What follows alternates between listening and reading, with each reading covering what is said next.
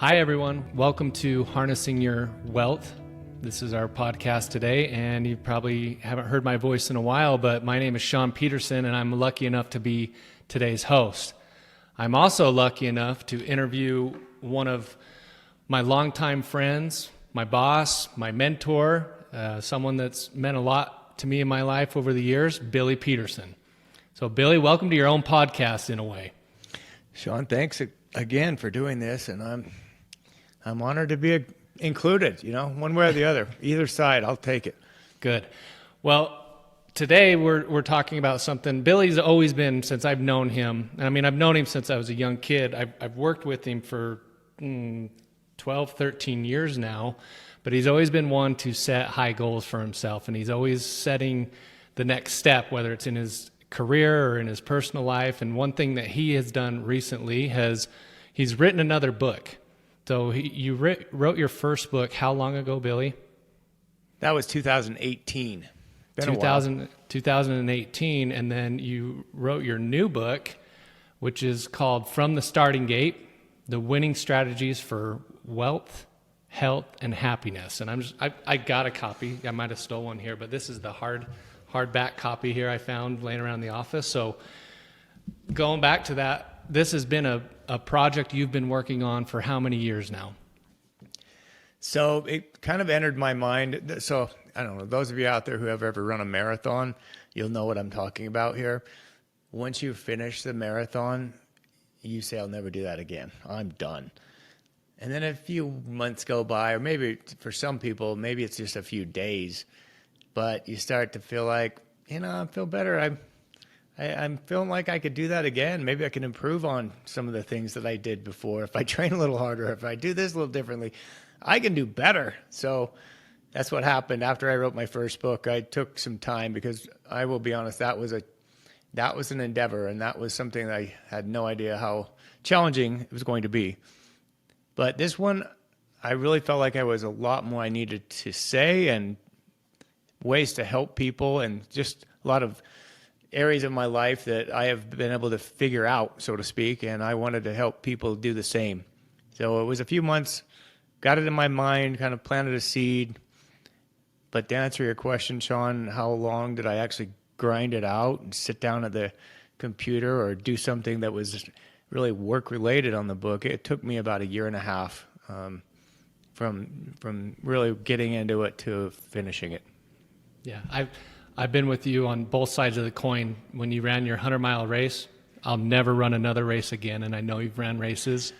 And then when you finished your first book, I'm never writing a book again. That was a lot of work, and then here you are with your second book. So congratulations. I know you put a lot of blood, sweat, and tears into this, and it's a great accomplishment. I know we get comments all the time from clients and friends and family about your first book of how awesome they thought it was. With this book, tell us a little bit. Let's kind of get a brief overview of what's in the book and why you wrote the book. Well, this is From the Starting Gate. It's really a book about behind the scenes look into my life as a jockey, so into horse racing. But it's not really just about horse racing. That's just sprinkled throughout the book, and some different stories that I tell and life lessons that I learned. And there's a lot of very entertaining and interesting stories that I took from my days as a jockey. But it's also written from my perspective as a financial advisor and all that I've learned in the years that I've been doing what I'm doing now. I always wanted to help people. That's kind of maybe a life calling for me, is help people. I learned things a lot of times the hard way, hard knocks. And once I learn something though, and I find out a better way, and I see other people who are struggling, I want to help them. I want to help them get to the side that I've found, and how to get to the point where you create what it is you're looking for. So that might be success in wealth or financial freedom, or in being healthy, or overcoming some sort of a health condition that you may be having, or just finding really what we consider to be true happiness, or just living the life that you consider to be fulfilling. And there's a lot of things inside of that, the happiness realm, what that looks like to people.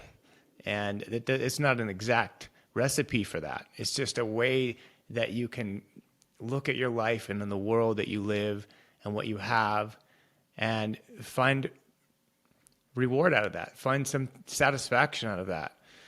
And also maybe change the old ways of doing things. Maybe look at why you're stuck in a rut or why things are not working out for you and the way you think. And so it's kind of changing some of those old belief systems. And that's what I was able to figure out in a lot of different areas of my life. And I will tell you that once somebody showed me what it took to begin that path or that journey to wealth, then and I took it and I understand what it meant, then I'm able to help other people get there, and I'm also able to share my experiences in the health realm. So just with the book, it's now covering all three pillars of what I consider to be a successful life, and that's wealth, health, and happiness. That's awesome. Thanks for the background on that. And also you've studied deep and you've had your own experiences in like what you mentioned with the health and happiness realm. Kind of dive into that for us and why you decided to tie, the wealth, the happiness, and the health, all that into one book. Well, Shaun, you probably don't even know this, but I'll give you the background where that all came from. So for many years, I worked with a client who was from California, very successful client. He owned dozens of IHOP restaurants, and he was in the horse racing industry. He owned horses.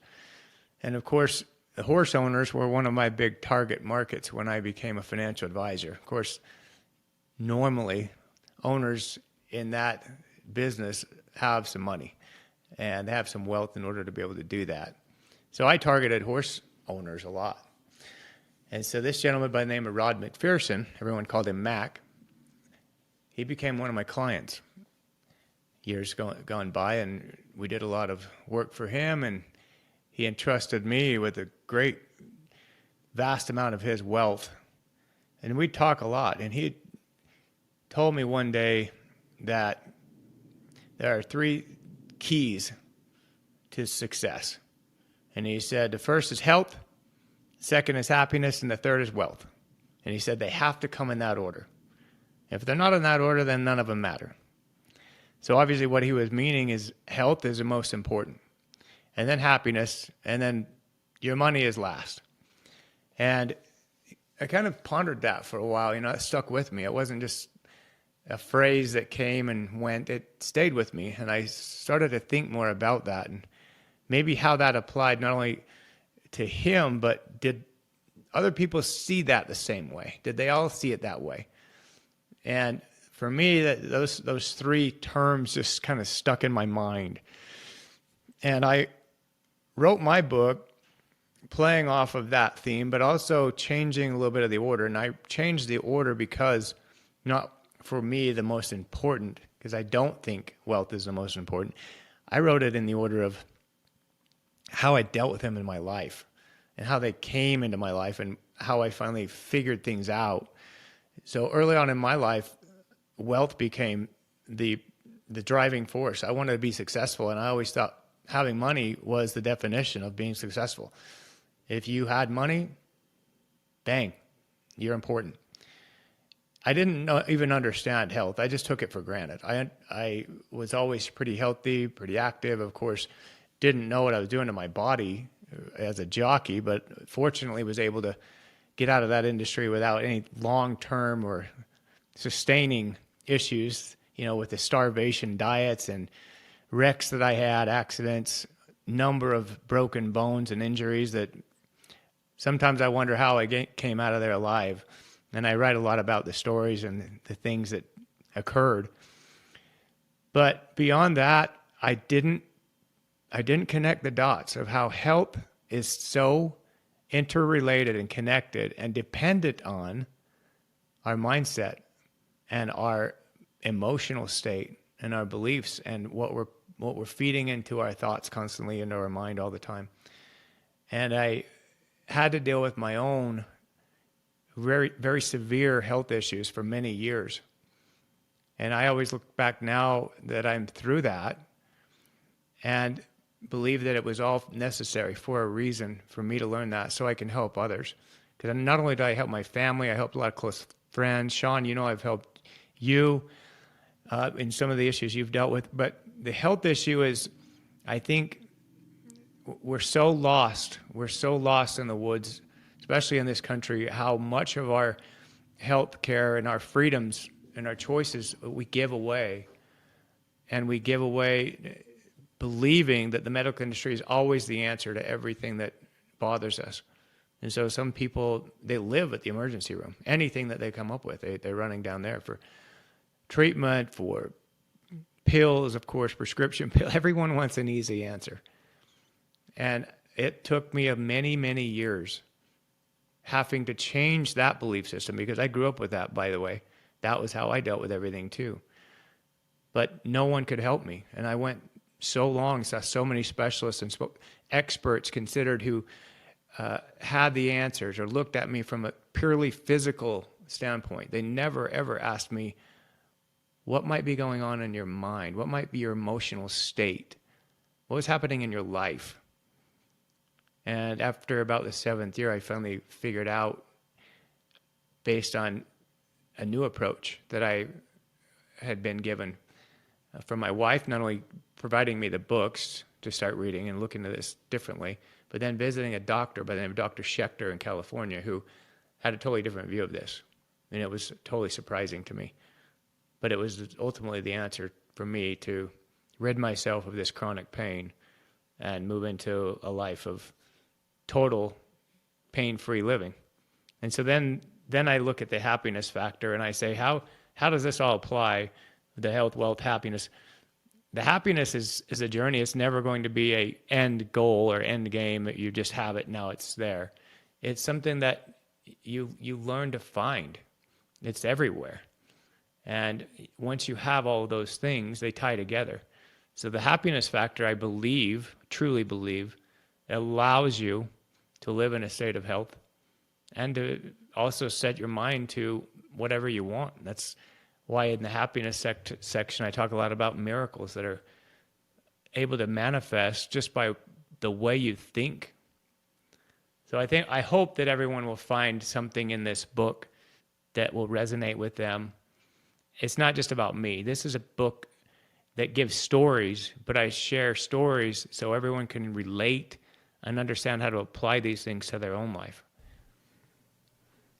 Nice. Thank you for that. Kind of back to the first part of your conversation. I knew Mac.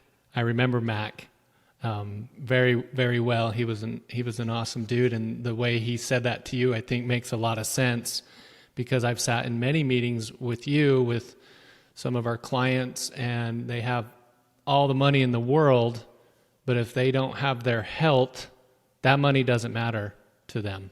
And they tend to be not very happy either if they don't have that. So I think the wealth, obviously we focus on that here in the office at Peterson Wealth Services.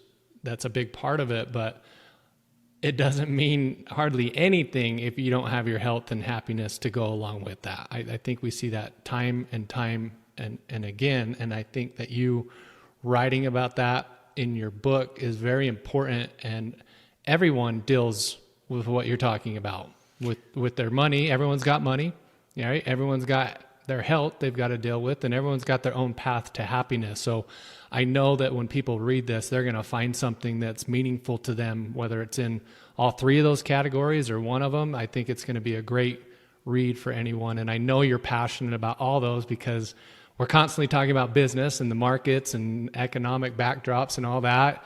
You're constantly telling us, like you said, about helping me with some health issues and happiness paths. That's a big part of being around Billy every day. We're hearing it every day, and it's great, and we love it. Let's kind of turn, we've talked about why you wrote the book and what's in the book for everybody to experience. How about some challenges with just actually like how to write a book and how to get into this? I mean, there's a lot of people out there, and especially in this day and age where we have all this technology, all these things available to us, that maybe want to write a book. Talk to us about like how to dive into that, and maybe some of the challenges that you overcame or discovered when you went into this book writing process. Because I know you learned a lot from your first, but I bet you learned even more about into your second. So kind of walk us through that if you would. Well, I'm probably like a lot of people where you have a passing thought to write a book. And so clear back to 2017 or so, before my first one was published, I was thinking, man, I'd really like to write a book because I want to have some credibility in the financial services arena. I want people to know that I'm a professional and I know what I'm talking about. And plus, I can help people. You're early in my career, I didn't understand the lack of knowledge around financial services, or just being smart. Financial literacy is the term I'm trying to say. People lack a lot of knowledge when it comes to managing their investments, or even having any investments, how to keep money, not only make money, but keep it, and how to avoid some of the things that draw from it, like debt or taxes or just silly spending. So I felt like I had a lot to share, and I could provide people with the tools to become very successful millionaires. And that's why I wanted to write that book. But still, having that thought to want to do something and then doing it are two totally separate things. So one year I was at Raymond James conference, a national conference for Raymond James, and I believe it was in Tennessee. And one of the breakout sessions was from a couple guys who started a company to help people write books. And so they're kind of like a ghostwriting company. I think their company is called Scribe. And they were talking about, in that session, they were talking about how to write a book and why to write a book and all those things. And it's kind of reiterated to me why I would want to do it, but I didn't know the how. And I bought their book. They actually had a book on how to write a book. And I read it all, and I started getting excited, and I had like a blueprint. Here's what I've got to do here. So I start my manuscript. I reorganize it. I edit it. And then I reach out to possibly an editor. And then I'm going to need somebody to help me with the cover design. I'm going to need somebody to help me with the formatting, et cetera, et cetera, et cetera. And so then, you can find people to do all these things. There are services online. I was finding people, I don't even know where they are, but probably India, other countries online through these services. Going global, Bill. I was going global. There was a company that actually provided capability for people to bid on your work. You say, I want a cover design. And then I had like 30 different cover design. Sure. And I was able to narrow it down and figure out what I wanted. Anyhow, it was still a lot of work. Don't get me wrong, but I self-published it. So I created my own publishing company and published that book on my own, put it on Amazon, a lot of things that I needed help with, but I struggled through and learned it. And of course, had some help around here in the office. Maggie was pretty instrumental too in doing a lot of fine tooth combing, editing. I remember her first read through. Yeah. She went through a whole stack of Post-it notes of things that she needed you to look at. I looked at that and said, Maggie, I couldn't have made that many mistakes in this book. But she had her own viewpoint of everything. Anyway, she was helpful there. Now the second time through, I wrote it, and I wrote my book, reorganized it, and then I reached out to a professional editor, copy editor, to look at everything and tell me what she thought. And of course, she came back with a whole bunch of recommendations, suggestions, reworking chapters, deleting certain chapters. There was a lot of things to change. So it was almost like starting over, but not all the way. It was like backing up almost to the start. And you still had a lot of content, but she wanted me to expand on certain ideas and subtract on other ideas, and then organize the book into the actual sections. Because in the first manuscript, I just wrote it all, and I had it all scattered together. And she said, kind of vomited all over that Word document. Everything that came to mind, I was just writing it down. But she said, let's just make this organized. Let's put it into different sections, because some people might only want to read about the money part. Some people might really want to dive into the health section, and so on. So I really put it into the different sections, and then had to have transitions, from one chapter to the next. You can't just stop and start. Yeah, transition the idea into a new thought. Sure. So there was quite a bit of that going on. Then it's like, oh, I need to find a publishing company or an agent. How am I going to get this out in the world? You can write a book, but no one's going to buy it. Does that even matter? So I was getting on these publishing companies' websites and submitting my manuscript. I swear I submitted my manuscript to at least 300 or 400 different literary agents. Wow. And I'd do like 15, 20 a day. I'd submit it and tell them what it's about and hope and pray that somebody would look at it and say, yeah, this looks like something we want to do.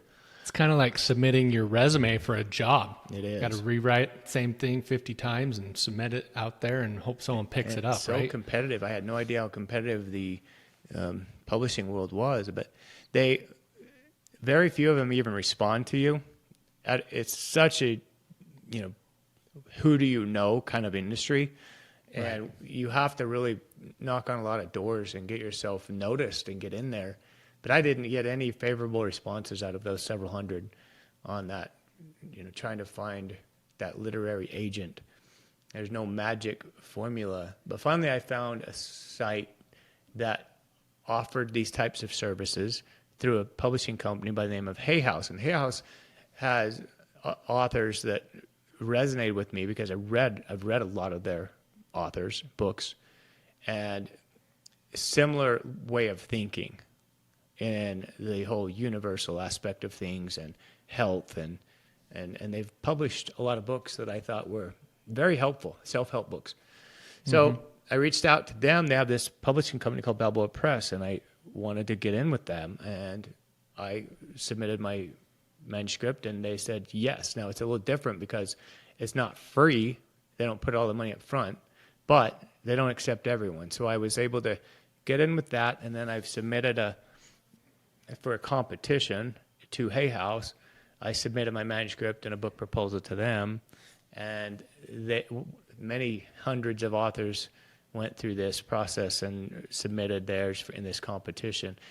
And I received honorable mention from them. So I've kind of got on the map through Hay House, and that was something that I felt pretty good about.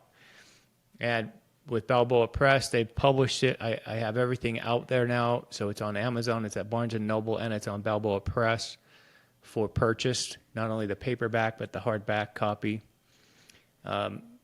Finding the cover photo is another one. I had to get out and scour some photos, and I actually called the photographer who had taken these photos, different racetracks from the starting gate.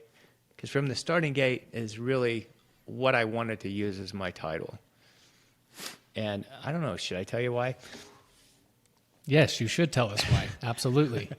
So I always, as a jockey, I always felt like the place of the most serene, peaceful place I could find would be in the starting gate. Now that sounds counterintuitive because you're thinking, holy hell, you're going into starting gate and you're getting ready to bust out of there on a quarter horse going 45 miles an hour. But the place where you get most present in your thoughts is in the starting gate. You go into the gate, everyone's at the same point in time, at the same spot. And it's all about using now your intuition and your reflexes, your subconscious mind, so to speak, at that stage. You cannot consciously think your way through every single thing that might happen in that race as soon as those gates come open. And I wanted to use from the starting gate as the point in time of everyone's dealing with as they go about their daily life. It is a chance to reset and rewire, to be present in your thoughts and not be thinking about what's already happened or what might happen in the future. But the only place we can live is in the now. And I want people to remember that, because if you're in the now and you're in the present, you don't have any problems. You don't have any pain. You don't have any issues. You're just being present with what is, and you're accepting what is. And that's where we need to all stop and get back to. If problems occur, which they will, we have the chance to come right back to the starting gate again and again and again. And so that's what kind of made sense to me as I'm laying out the strategies. Now, sometimes they're in depth, sometimes they're just in generalities of what people need to do in all these areas of their life. But it's just life lessons. It's kind of a backstory of wisdom. It's a code, but it's also just a paint by number. You get to just make your own. You get to build your own. And I'm laying out the path here, but everyone's path's going to be their own unique one. It's not one that's well worn. Sure. I like that. I've never really thought of the starting gate as like that peaceful, serene place, but looking at your book cover right now, it looks peaceful on there. Be there, but you want to get to the winner's circle, right? You want to be across that finish line first. So hopefully that's where people are going. I mean, that's what you want. You have your vision of what you want in life, and so that could be the wealth, that could be a healthy lifestyle, living, or just finding happiness. But it's all there if you're willing to set your intention for it. Set your intention for it, and then get out of the way and quit worrying about it. Because worry, as you'll find out in this book, is the killer for all three. It is the secret killer for all three. And people need to get into their head that they don't have a genetic problem per se, or something wrong with them, or they're poor because of their upbringing. Or they're worried about the market so much it's going to affect their wealth when they shouldn't be. Worry destroys wealth. It wrecks your health, and it burns a hole right through any chance of having happiness. Worry is the death knell about all three. Could not agree more with that. You talked a little bit about where we can find your book, so let's kind of go through that again, and then also I know you've been working a lot with Philomena in the office about promoting your book. Maybe tell us some of the strategies that you're using, what's working, and again, where we can find the book. So if anyone else is thinking about writing a book, they maybe have a heads up. Well, with us, our strategies, by the way, it's just published a couple weeks ago, so it's not like we have this huge campaign underway or anything. But Balboa Press is, again, my publishing company, and they're going to be initiating several different campaigns through social media that people will see that'll be coming out. We're also doing things here in our office, sending out notifications on our social media, and then to our clients. Mm-hmm. We're having an open house here at the office that coincides with our remodel as well as a book signing. So anyone that's local here to the office wants to come by and get a signed copy of my book can do so. I'm going to be doing several different speaking engagements. I'll be on some shows, some web-based shows that are for authors and for people who are starting to promote their book and what it's about. My book's going to be in several different bookstores, from the Barnes and Nobles to a few stores up north, Canadian province, and we'll have opportunities to speak at different trade shows and conventions, conferences, etc. So he'll be going around. Yeah, we also order, 300 or 400 copies for our financial boot camp, and we give those away for students that want a signed copy. So that'll be coming up in March again, I believe, is what we're doing, where you can send your kids or sign up for that, and you can actually come yourself. I think the material is all relevant for everybody, and you'll be giving that book out there too. So that's awesome. Yeah, we do that. That's one of the few places that we actually give them all away, the books, because of the students who come. Again, that's a give back area where we help the community, help students. We've been doing that for 15 years or more.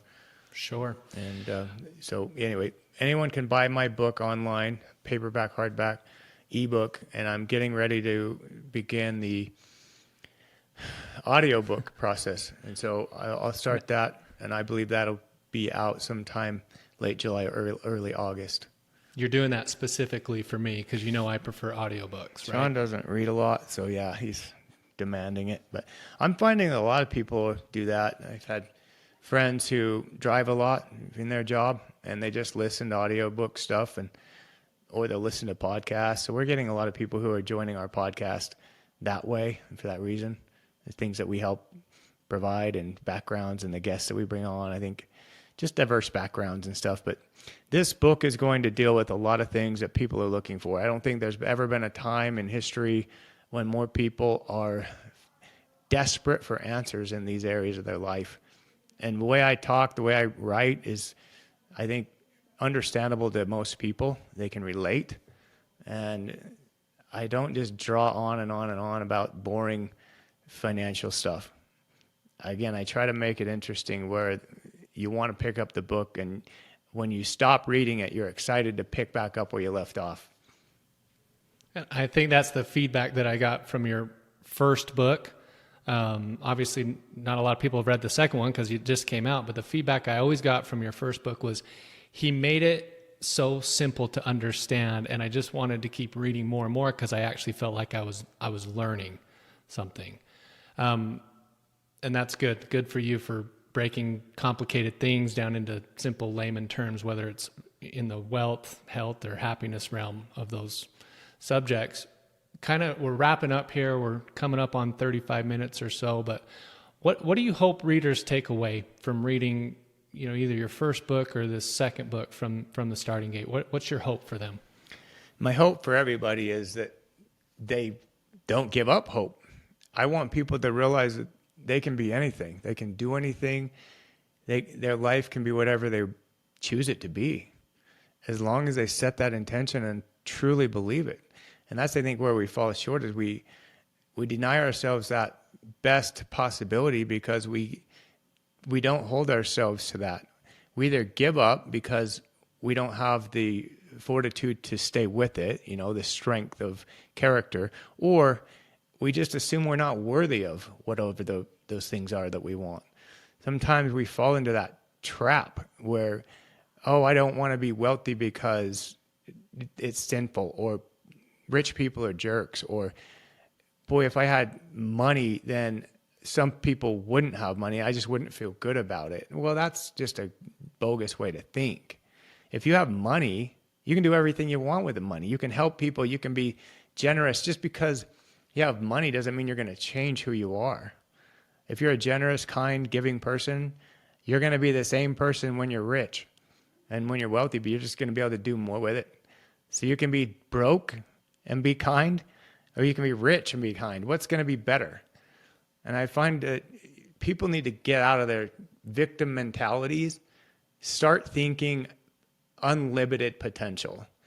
And that can be spilled over into your health as well, because you don't need to accept what you've been told.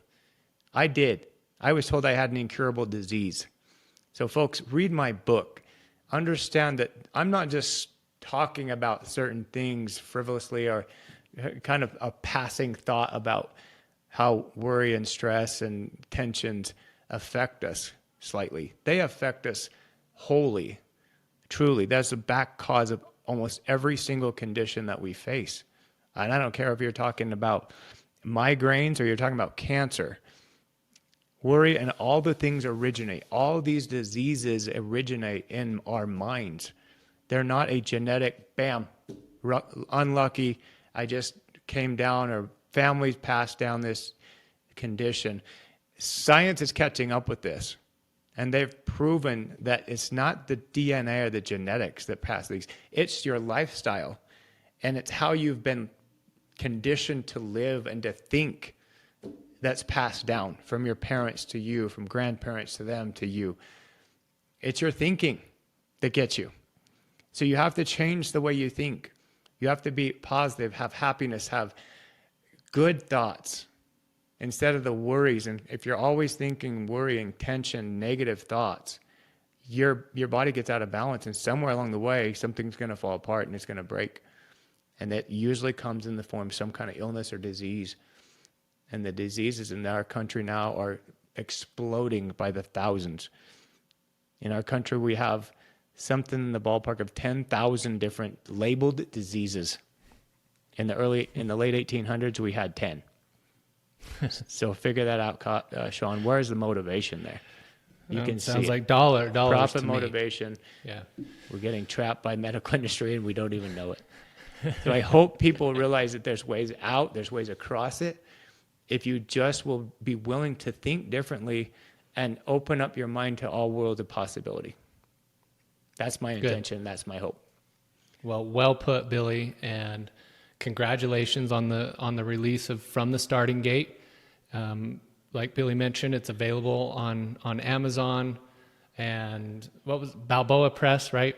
Right. We got that, Balboa Press, or call the office. We can help you figure out how to get one bought, and hopefully you could leave Billy a good review once you read the book. And Billy, I just want to say from my perspective, I know you've worked your tail off on this. You've put a lot of thought into it, and proud of the work that you did. And I think everyone will enjoy reading the book. And that's it for today's show. Again, thanks, Billy, for letting me host. I could really get used to this, just so you know. So if you ever need a sub, you just holler, and I'll be happy to do it. That's why I only do this once in a while, Shaun. You're an animal that wants to get out of the cage, but I don't know. You could do a lot of damage if we lay you out too far.